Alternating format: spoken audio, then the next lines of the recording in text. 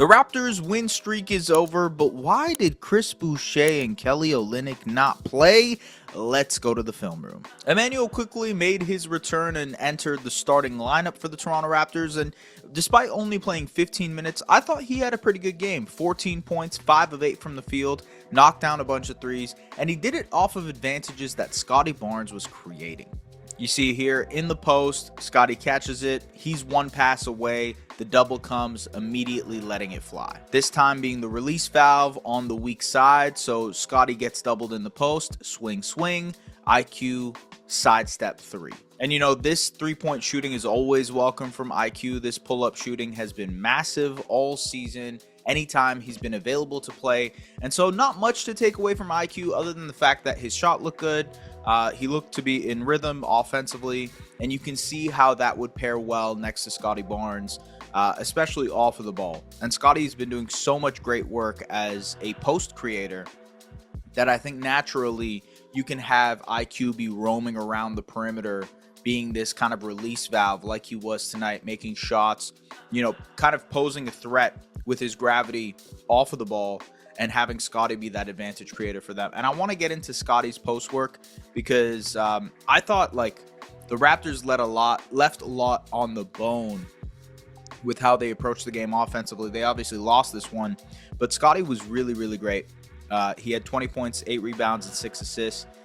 Didn't shoot the ball all that well. He was 8 of 20, I believe. Yeah, he was 8 of 20 tonight. Some of those were, chucks at the end of the shot clock. I think he took 2 threes that were like Hail Mary threes type of thing towards the end of the quarter. So let's say he was 8 of 18 tonight, right? That being said, I think there is still more to be done in the post with him. And let's break that down in the film room too. So obviously he's been incredible in the post here. He's good at hunting out mismatches.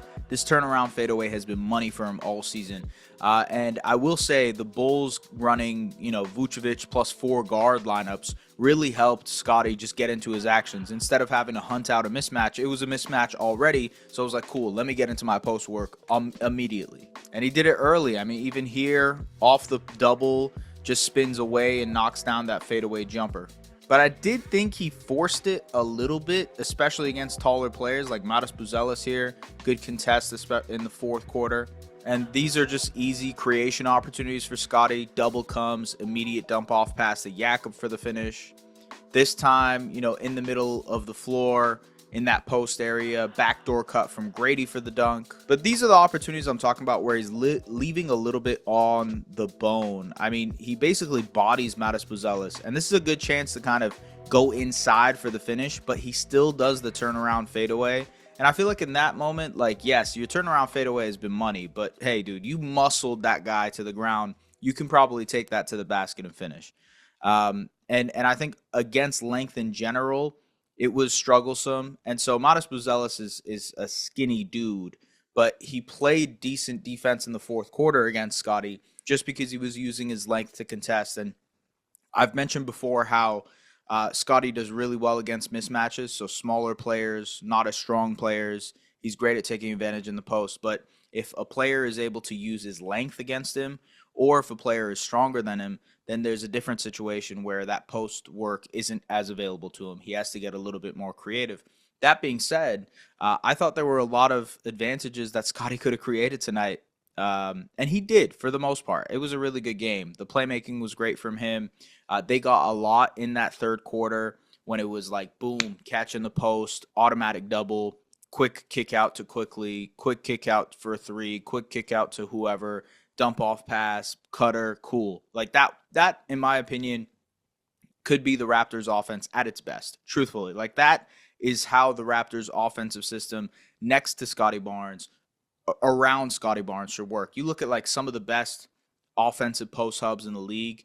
Obviously, the number one best post hub is Nikola Jokic.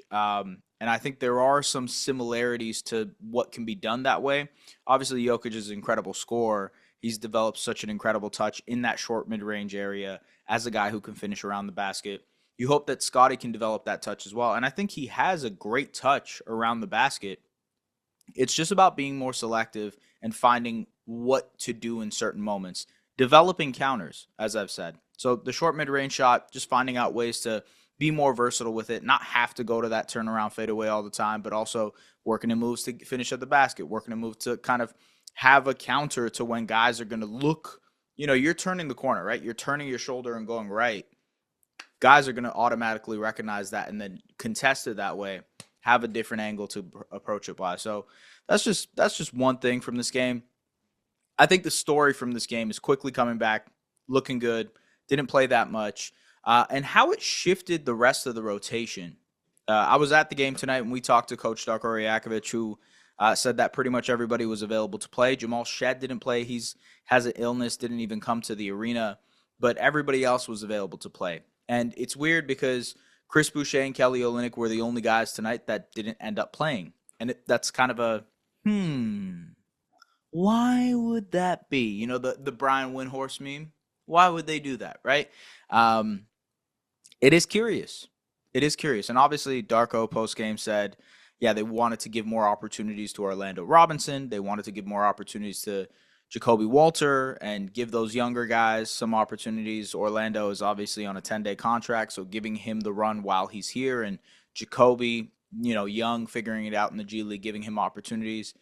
And while that probably is, there is a certain part of that is true, those two are in trade rumors right now. And those two are highly sought out in the trade market. And whether it's for Brandon Ingram or Andrew Wiggins or facilitating a Jimmy Butler trade or something along the lines of that, it's just interesting to me that those two didn't play tonight.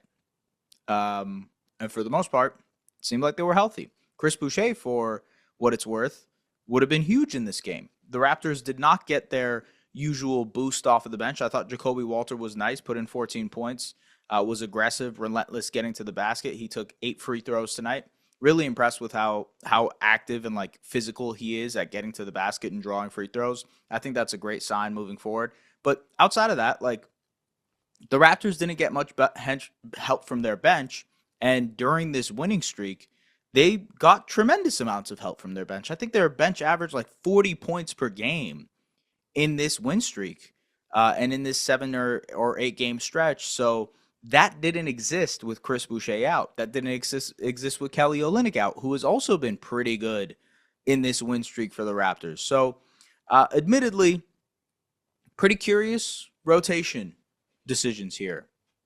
Makes you think that the Raptors probably are either keeping those guys out because they want to make sure that they are healthy to eventually trade, or that, if they don't find a trade and if a trade doesn't materialize, that this is the way that they would go when it comes about developing and incorporating and kind of playing these younger guys more often.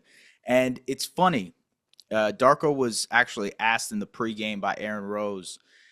He was asked, with you guys only a game and a half out of the play-in now, has the rebuild mindset changed and you guys are gunning to be, in the play-in? And Darko kind of just said, we're focused on youth and development and developing our younger guys. And so that gives you the answer, right? It's yes, it would be great to fall into the play-in, but I think generally we're focused on developing these younger guys, and that doesn't necessarily mean wins all the time. So that's not how we're tracking success here.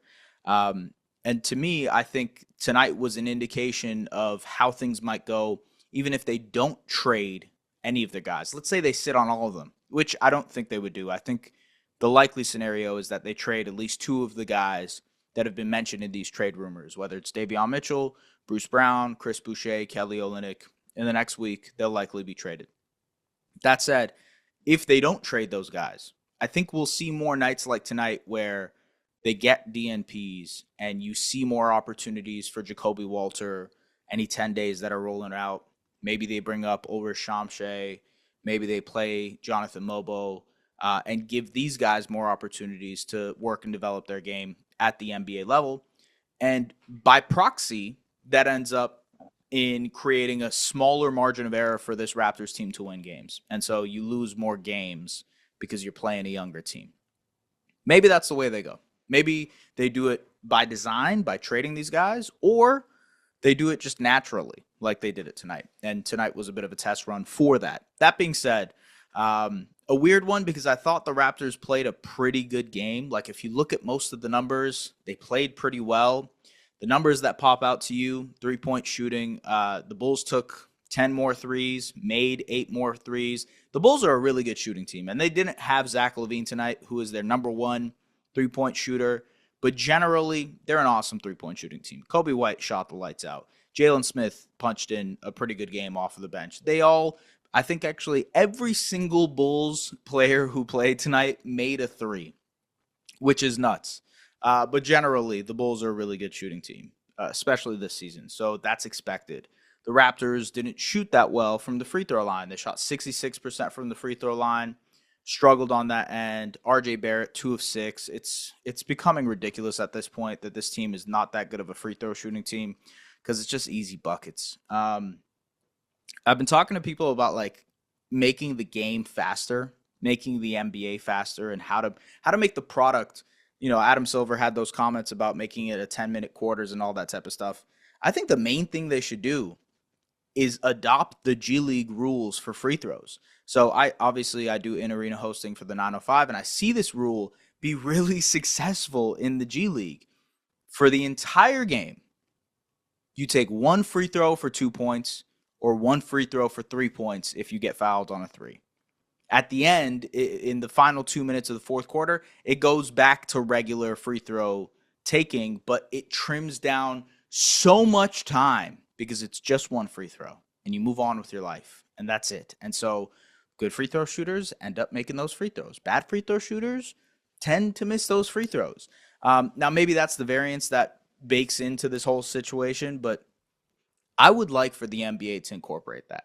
I think that would be a cool thing to incorporate to make the game move faster. That being said, Raptors lose this one. Immanuel Quickley is back. They have a pretty tough schedule. I mentioned this in the last recap. They have a pretty tough schedule moving forward, and they have 3 games left until the trade deadline.